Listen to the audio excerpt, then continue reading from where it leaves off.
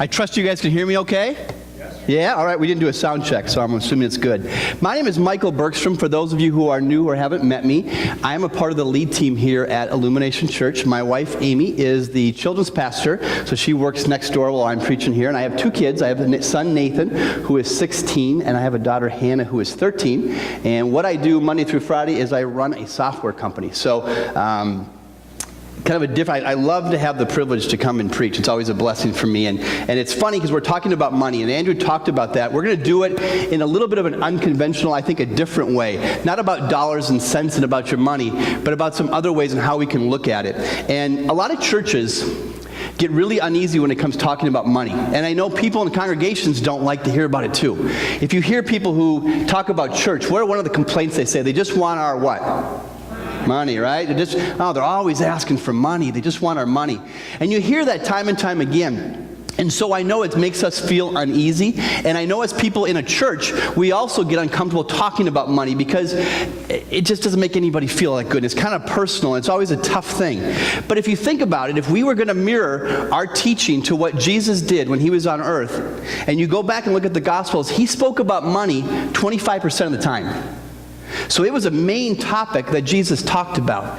And it was about a fourth of the time that he was on earth and teaching, that's what he taught about. So if we were going to mirror what he did, we would preach 3 months out of the year just about money. All right? Now that's probably not a recipe for a successful church, right? So, but I guess that the point being is that Jesus saw the value in talking about money, and therefore we can't shy away and run away from it. It's something that we need to talk about as well.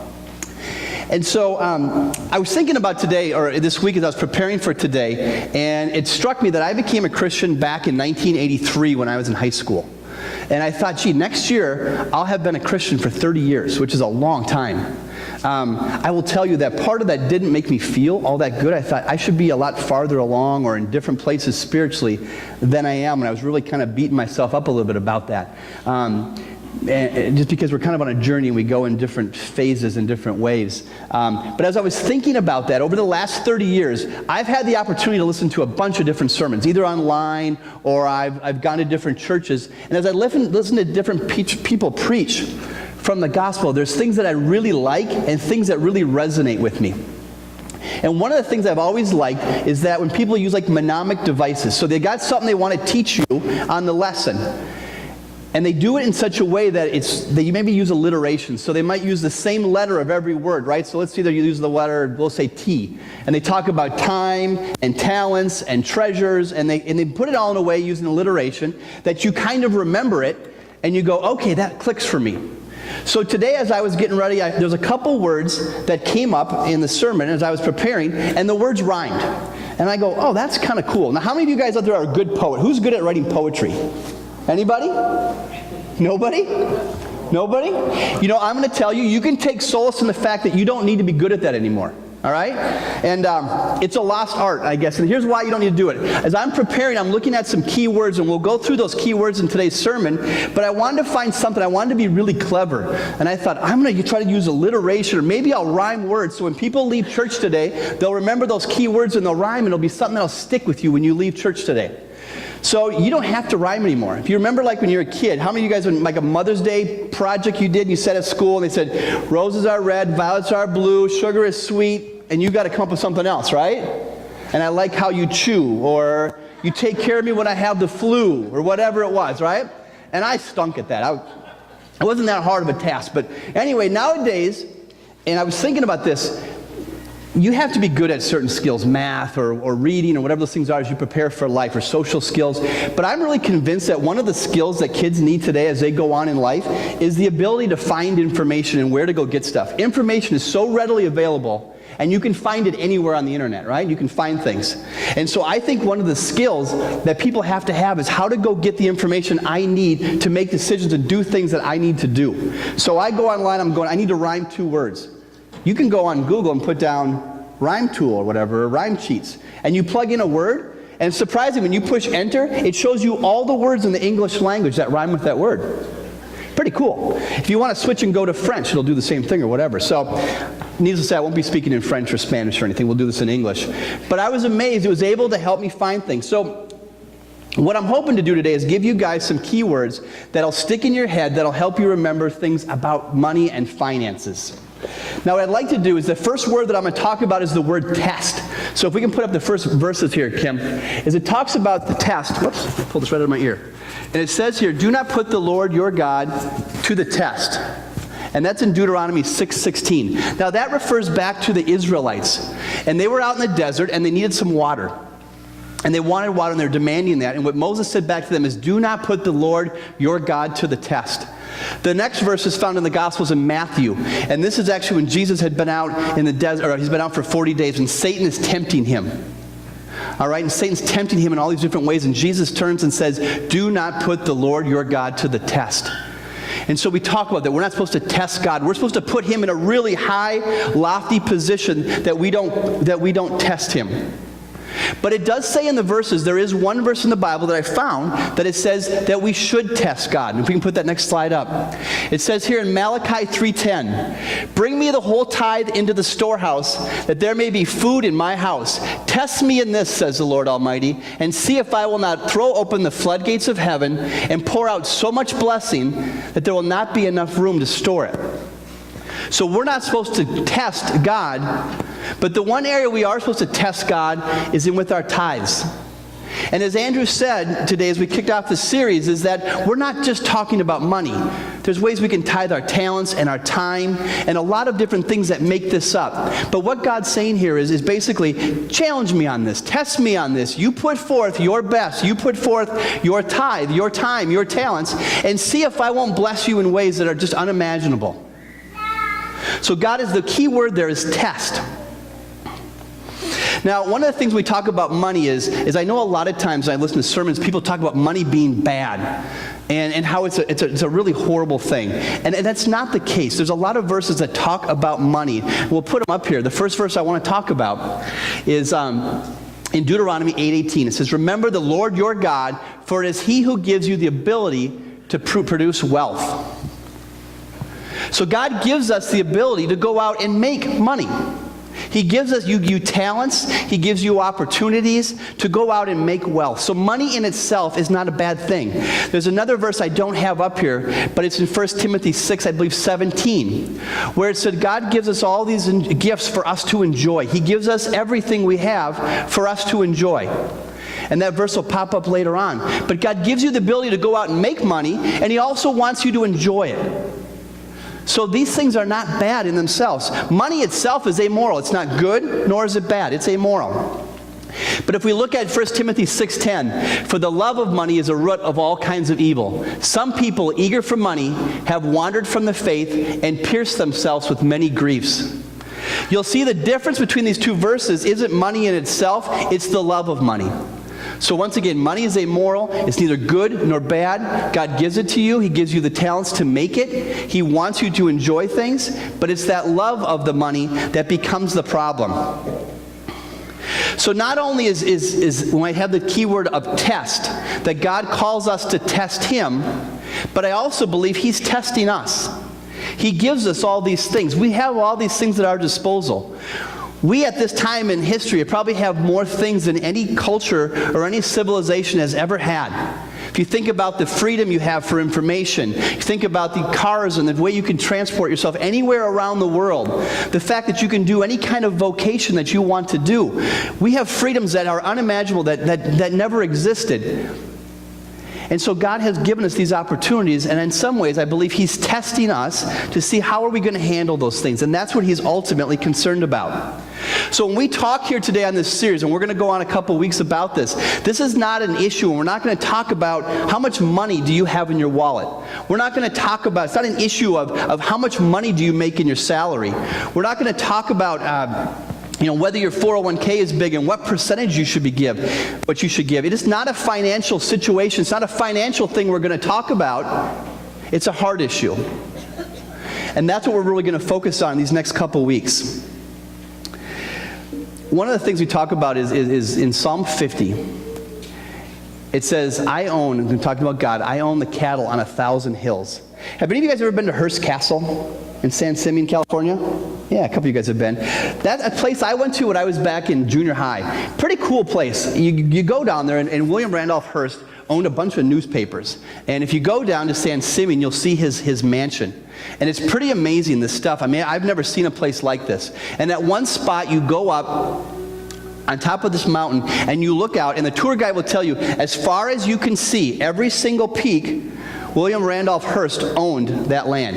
And that was his goal, is he wanted to be able to, as far as my eyes could see, I wanted to own all of that. He's a pretty amazing guy. If you go back and study him in history, he used to start wars just to sell more newspaper. He used to start conflicts in Cuba and different places just so they could sell more papers and things. But the guy had lots and lots of money, and yet he wanted to own everything he could see. And when I think about verse Psalm 50, where it says, God says, I own 1,000 cattle, or I'm sorry, I own cattle on 1,000 hills. 1,000 hills goes, I mean, unbelievable. So God has all the money. God's sovereign, right? He has everything. He can do whatever he wants. So your money and what you have in your pocket really isn't that important. Now, I will tell you for my life, and we're going to talk a lot about finances, and this has been an interesting week for me because it's been really compelling and challenging. And there's a lot of things that are in play in my life right now that Amy and I are going through on financial stuff that we're looking at. And what I've found is that it's really caused me to think about a lot of things differently. So this has been a really challenging week. And if you go back in Matthew 7, where the verse talks about, why do you point out the sawdust in your brother's eye when you have a plank in yours? And we're in the middle of a project at my house, and Rob's here, and Rob Schwenson has helped me out quite a bit with this. I was going to bring a plank from my house. I got planks all over. We had a series about 6 months ago about margins. And the series on margins was, one of the margins was margins with your finances. And I will tell you that sermon and what we talked about really, really kicked me in the butt. Because I started to think about how we as a family had been blessed and the things that we have, and yet I didn't have any margin whatsoever to do anything for anybody else. We had set up a lifestyle, and it wasn't all that lavish, but we had things that we had in place. Kids doing activities, taking vacations, driving cars, doing all these things, but we didn't have any healthy margin to be able to do anything else to help anybody else, and I felt like it was really incredibly selfish.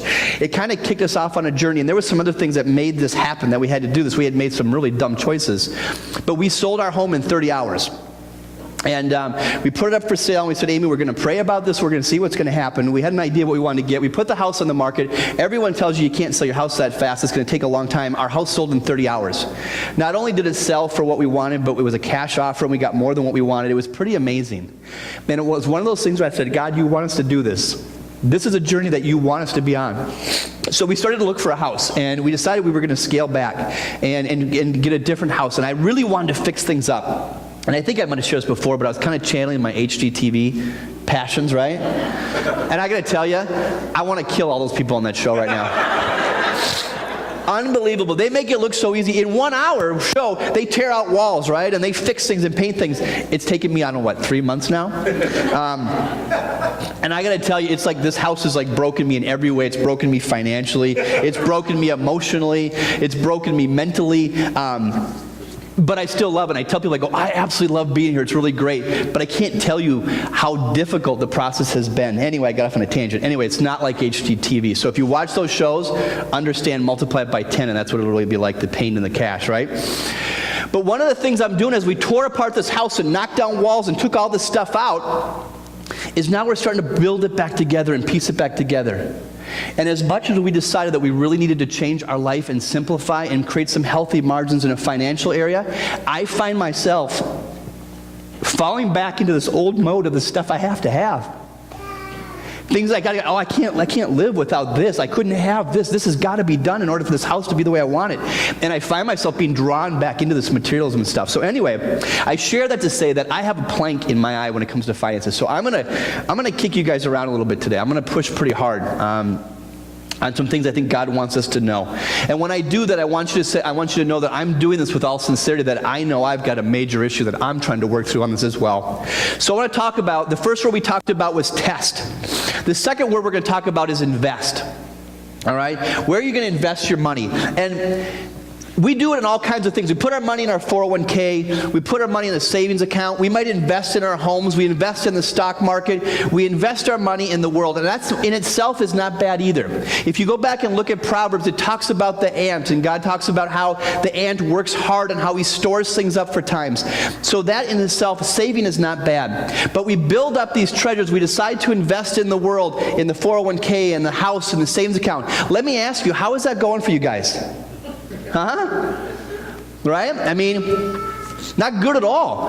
I love when I get my 401k report and they come back every quarter and say, let me show you how your money you put away, how it did. I'm like, this shouldn't cost me anything, right? I'm giving you money and I'm getting back less than what I gave you in the first place. So anyway, these things that we invest in, a lot of them aren't working. How many of us own a home where it's worth less than what it was when we bought it? You don't need to raise your hand, but thank God, Amy and I had lived in our house for 15 years, so we had built up equity in it, but that's a pretty rare thing nowadays. That used to be a really safe bet. So we invest, where we invest things in the world, there's no guarantee that's going to work out for us. And a few weeks ago, I had the chance to preach up here again. I was talking about King Solomon. And I love King Solomon because here's a guy who had everything. He had lots and lots of money. He was the king. He could do whatever he wanted. He had palaces, and he built lakes for himself, and he had harems, and then he had jesters that wanted to make him laugh, and all in the purpose of trying to decide what would really make him content, what would really make me happy.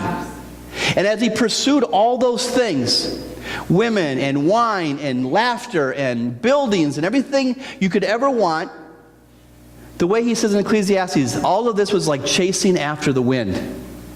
And I love that analogy because it makes absolutely no sense to chase after the wind, but that's what it was. He had all these means to do all these things, and it was like chasing after the wind. And I think we do that as a culture, and we do that as people as well. There was a study I read about this week. And in this study, they looked at families of four people. So there's 2 adults and 2 kids.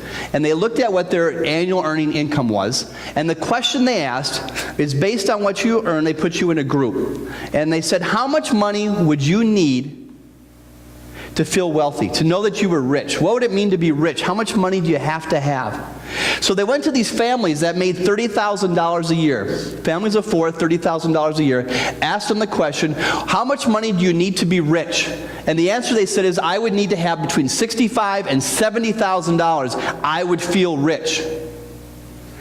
They then went to those families, a different group of families who made between $65,000 and $70,000, and asked them, how much money would you need to have to really consider yourself to be rich, to feel rich? And their response back was, about $100,000 is what I would need. They took a third group and asked them, you make $100,000 a year. How much money would it take for you to really feel rich? What do you need to have? Their answer was about $500,000. Okay? Interesting to me as it kind of the spread got bigger as it went up. They also went back to these families, and some of them, during the time that this study had been done, they went back and said, okay, you started out in this tier, and now you made it here. So now you're at that $70,000 where you felt you were rich. How do you feel now? How much money do you need to be rich? Well, the answer should be is we are rich now, right? Life is great. Guess what their answer was? I need the $100,000. The people who went from $100,000 wanted $500,000. And that's how we are. How many of you guys can tell you that once you get something and you really want it, you got to have that new thing, or you want to get that new job and you get the money, and it's not so special anymore, is it? All of a sudden it doesn't mean as much as you thought it would. It didn't bring you that happiness that you thought it would. So the question is where are we going to invest our money? Kim, there we go, thank you. So we got here, this is in Matthew 6. Do not store up for yourselves treasure on earth where moths and vermin destroy and where thieves break in and steal. But store up for yourselves treasures in heaven where moths and vermin do not destroy and where thieves do not break in and steal.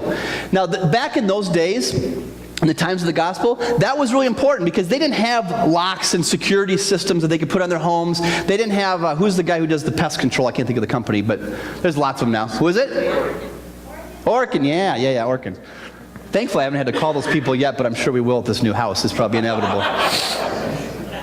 I love it. These guys fix, and I shouldn't say it because Rob's here. Rob doesn't do this, but guys come and work on the house all day, and then they're gone, and I come back the next day, and the doors are all wide open. Like, really, dude? There's mice in here, right? I don't tell Amy that stuff, though. So don't you either. Yeah. I've been looking around for little drop-ins and don't see them. But back in those days, when you had your house, if someone wanted to rob your house, they could jump into a window, or they could tear the roof apart and come in. The thieves could really easily take your stuff. They didn't have Orkin back then, so they weren't spraying things around the corner of your house, right? So moths would come and eat your clothes. They did have rats that would come in and take your food. So these are real things, and what Jesus was saying here is don't build your treasure up in clothing and in your food and your stuff, because it could be taken away really easily from you. If we go on and look there, it says, I think it's really important to look at as well, it says, for where your treasure is, there will be your heart also. So we talked about this. This is not about money. This is not about your finances. It's not a financial issue. It's a heart issue. So where is your treasure? We just finished up studying the book of James. And there's a lot of times when James would try to grab your attention, he'd say, brothers and sisters, and Andrew does this too. He goes, I want you to listen. Hear me on this. All right? And I'm going to say the same thing now, too. I want you to hear this. If there's something that you should get out of these next 4 weeks, in my opinion, is that what you should say is that the way you live life on earth should reflect how you think heaven's going to be. What you think of heaven and what you think of your faith should impact what you do here on earth. Are you living for eternity, or are you living for what we have here? The thoughts of eternal life should impact your daily life here as well. Now the next verses go on there. It says, the eye is the lamp of the body. If your eyes are healthy, your whole body will be full of light. Go to the next one, Kim. Oh, maybe we don't have it. What it talks about, though, the rest of that verse talks about, though, but if your eyes are dark and you look in the darkness, you'll see the darkness. Oh, there we go, good. So we fix our eyes. Oops, that's not it. Go up one more verse? That's right, we'll roll with it. Got to be flexible, right? So it talks about, anyway, we go from this whole thing when this verse in Matthew 6:19, they're talking about, we're talking about money. And we're talking about, in that verse, about storing up your treasures where moth and rust and thieves won't destroy. And then it goes into talking about your eyes. And if your eyes are in the light, be full of light. And the reason I don't think you can disconnect the eyes and the heart, because your heart and your eyes are really connected in a big way. If you think about it, where are you fixing your eyes right now? What are the things you look at? What are the things that you see? What are the things that you focus on? Andrew talked about it last week. We need to fix our eyes on Jesus. If we fix our eyes on Jesus, we're going to live our life differently. We're going to make different decisions. We're going to have different motivations and different passions. But our eyes actually are a tremendous influence on what we do. When I was a young kid, I used to ski and be in a ski club. And one of the things I always tried to do, I thought it'd be cool if I could do a helicopter. Anybody ever do a helicopter when you guys ski? Anybody do that? Yeah, I mean, I figure you would, Sterling. Of course you could. You do all that kind of stuff.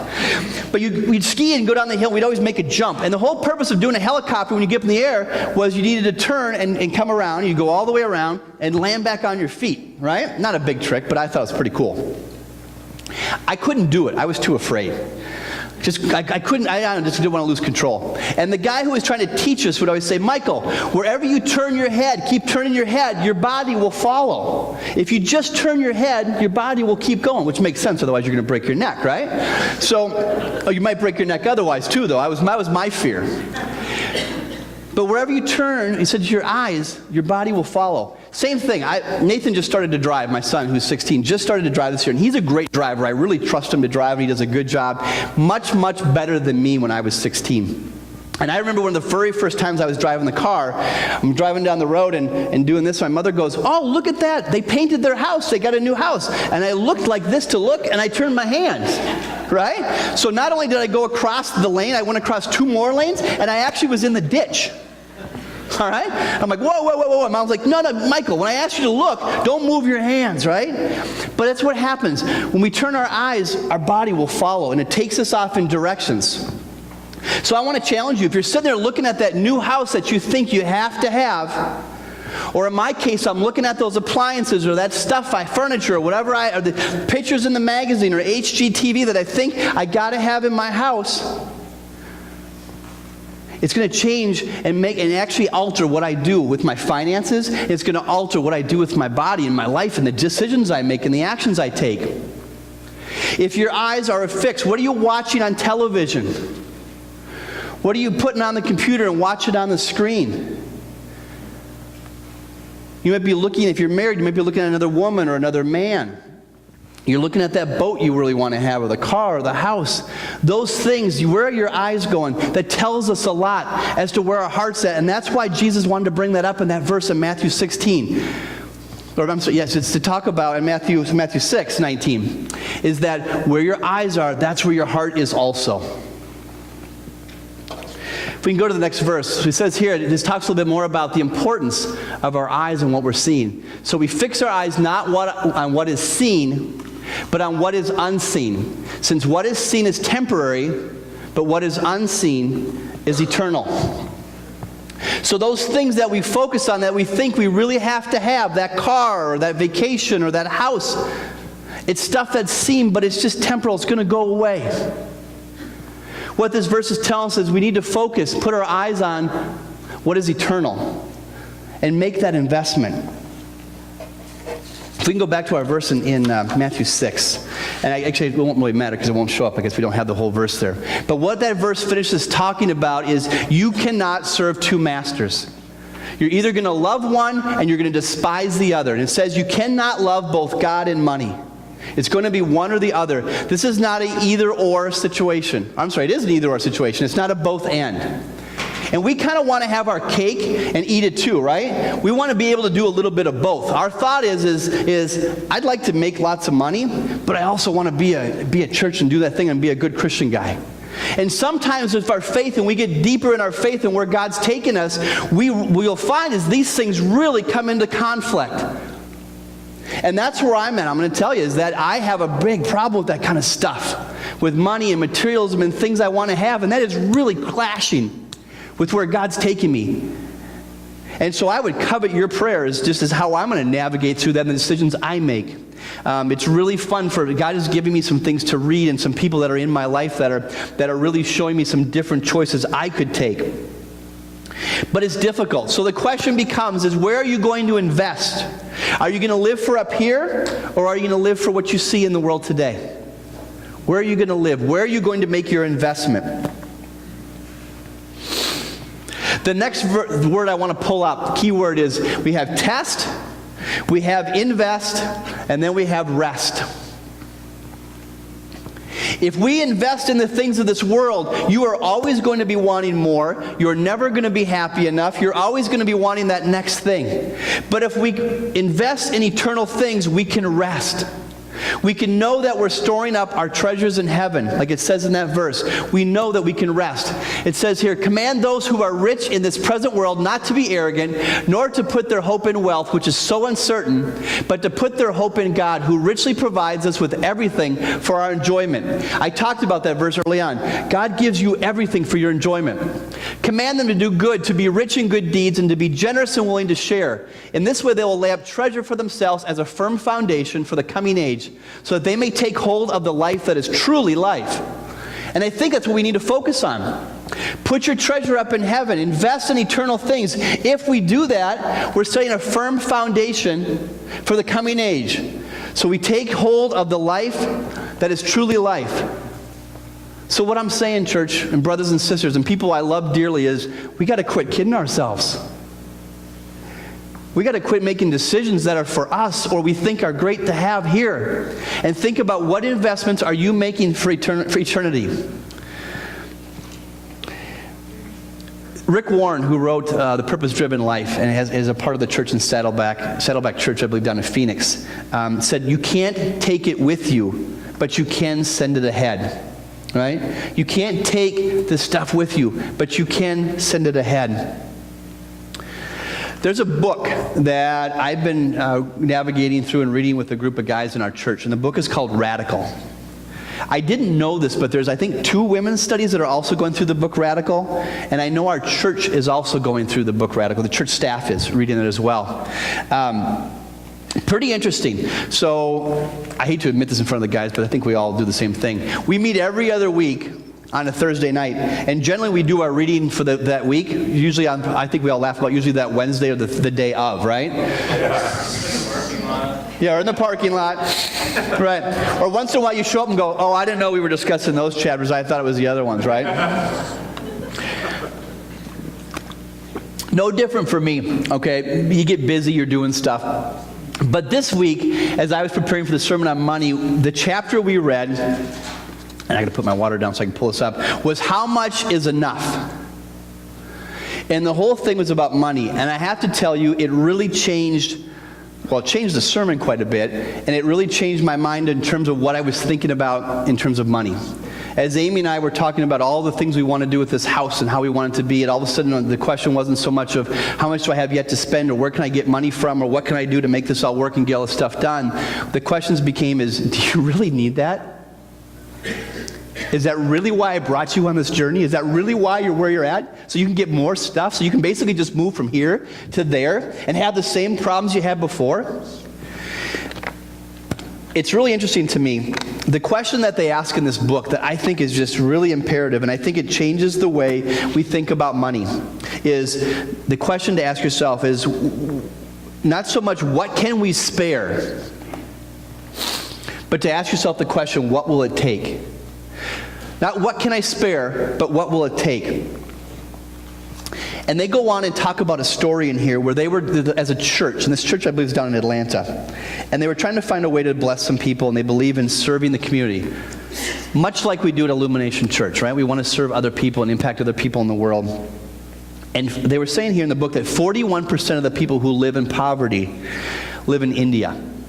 And a lot of kids in India die before the age of 5 because of the poverty and the things they don't have.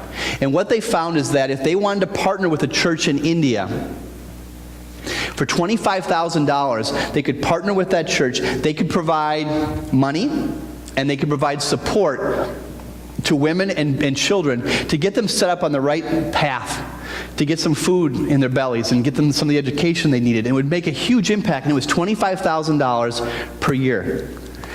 So as a church, they decided what they were going to do, and they were going to fund that. Well, then all of a sudden, someone did some research and said, we can connect, as they were trying to find which church to do this with, was they could impact 21 churches in India. So the question wasn't how much we can spare. And how many times when we pass the collection plate around, or when someone's taken an offering, and we've had missionaries who have come here before, from Brazil or different places, and they talk about what they're trying to do. God's called them to a mission, to a calling. They're going to serve in a place, and they talk about the things that they want to do. And inevitably, part of what they want to do is, I would really love your support, love your prayer support. And they always start with prayer support because, and then that's important, I get that. But the point is, it's easier to ask for prayer than say, I really need some money to do what God's called me to do. But what's the question that goes, what's the thing that goes through your head when they ask for support? If you're like me, and I think most of you are, is I'm not thinking about what would it take for this family to really impact Brazil and to do what God's called them to do. But the question I ask myself is, based on what I have, what can I spare to give them? How do I make this fit into my budget, into all the things that I want to have? Or if we do a special offering, how many times do you go, I got a 5 in my pocket, I can drop that in there. It's what can I spare? And we do that all the time. You think about when you try to tithe, and you look at how much money you're going to give the church. You look at, what you probably do is, you look at your house payment, I look at my kids' activities, my gas, my car, my insurance, and then I go, what do I have left that I can spare to give to you, God? I think we need to ask ourselves, church, we talk about love God, love people, and to light the world. If we're really going to light the world, we can't ask the question of how much can I spare? And that's not can't be our thought. We have to ask ourselves the question is, what is it going to take? Tony Campolo is a pastor. And he's written some books. I've heard him speak a few times as well. When Tony was speaking, he was at a women's event. And one of the missionaries there came up and spoke. And she talked about, with her mission, what God had called her to do, she needed $4,000. And the lady who was running the event said, Tony, would you come up here and pray for this missionary and pray for our group that she could somehow find the $4,000, and that God would provide the $4,000. And so, Tony, will you come up and do that? And he walked up and he said, no, I'm not going to pray for that. I won't. Well, you can imagine the look on people's faces and what they thought. Why would this guy who's a pastor, who's our guest speaker, not come and pray for this woman for $4,000? What Tony said is, he goes, we don't need to pray about this. We just need to give her the money. He goes, I'm confident in a room this size that we can come up with $4,000. So Tony said, I'm not going to pray about that. He said, I'm just going to ask you to be obedient. I'm going to ask you to not ask yourself the question of how much can I spare, but answer the question, what does it take? We as a church have ideas and things that we want to accomplish. We'd love to build out our youth ministry. We'd love to do more things in this community. We feel like we've got a great church. And sometimes we ask ourselves the question, what can I spare to kind of move it forward? And I'm going to ask you guys and challenge you. And once again, I do this in love. I challenge myself. The question we need to ask is, what is it going to take to really impact this community? What people groups in Scott County do we really want to reach? What are people who are out there who are really needy, that we want to impact, that we want to bring the gospel to, that we want to share the love of Christ? So it's a hard issue, guys. It's not a question of how much can I spare. It's a question of what does it really take to do that. And I think as a church, we need to be serious about that. We can read this book, and I know it's not the Bible and it's not as accurate as well, I should say it's not as accurate, but we need to focus on the Bible. But this book has really kind of kicked me in the butt. And I think with all the people that I know who are going through this book and reading it, I'm going to challenge you guys as well. Are we just going to read it? Is it just a book? Do you just read the pages and get through it and put it down and move on to your next thing? Or is it something that's going to really impact your life? I think God is trying to get a hold of us. He's doing some amazing things within this church. We've got some cool things that are lining up and things that are happening. I think God is blessing what we're doing here, and I think He's preparing us for great things in advance. My question to all of you guys now is, what are we going to do to help with that? Are we going to ask, what can I spare to make this happen? Or are we going to really get serious about it and say, what is it going to take to really impact this community for Scott County? I'm going to put up my last slide. So here's my big attempt at rhyming, right? This is it. This is it all together. See? Don't laugh. You make me feel bad. I'll never try it again. All right, so test. God calls us to test Him on our finances. To invest. He's basically saying, I want you to invest. Right? Don't store up your treasures on earth. Store them up in heaven. Pay ahead. Think about eternity in mind, not what's going on here. He wants us to rest. We can rest in the fact that when we invest in eternity, we can rest. You are not going to rest if you're always trying to build your 401k and try to make ends meet, because I promise you it'll never be enough money. And you're never going to be fully content. You are always going to want more. But if you're investing in things that are unseen, like it said, you can then rest in the fact that I'm preparing for things in the future. And these aren't things that are going to last just for your lifetime or for a short time. They're going to last for eternity. That's a pretty cool thing. And if we do that, we're going to get the Lord's best. We're going to get His best. And He wants His best for us. Once again, it's not about the money and the finances. It's about your heart. Yesterday, I came home and I was flipping through my emails and on my phone, and I saw one that came from a friend of mine, Jason Reynolds. And you guys know Jason. Jason is an amazing young man. I just absolutely love to be around him. And Jason's on a really, really cool journey. He and Krista both. God is really touching their lives and changing some things within Jason's life. And I read his email last night, and it was a long one, right? And he was very apologetic many times through his email about being how long it was.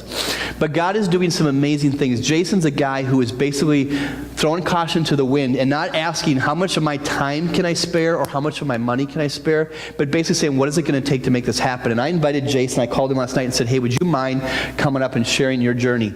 So Jason, if you wouldn't mind coming and just sharing what's happened this week, I think it's a really good, real-life story of what's happening within our church and what God can do when we truly put Him first. Let you go. Thanks, Michael. You bet. For those of you that don't know me, I'm Jason Reynolds, youth pastor by volunteerism for the last couple of years here. The road for Chris and I has been really interesting the last couple of years. From volunteering with youth group to stepping into the lead role of doing that when Glenn and Amy left, it was kind of a thing where we didn't know where we were going. We just kind of gave it to God and said, do what you're going to do. We're here, and we'll continue to be here as long as we're supposed to be. And along with that, shortly after Andrew came to Minnesota, he said, you've got a call in your life to be our youth pastor. And I looked back at him and said, no, I think you're talking about somebody else. Chris and I are going to be here until the youth pastor comes along. And he's like, hello, the youth pastor's here. You just got to step into the role. So not knowing what that looked like, we said yes. And we started to go down this journey with a group of 10 to 12 teenagers and just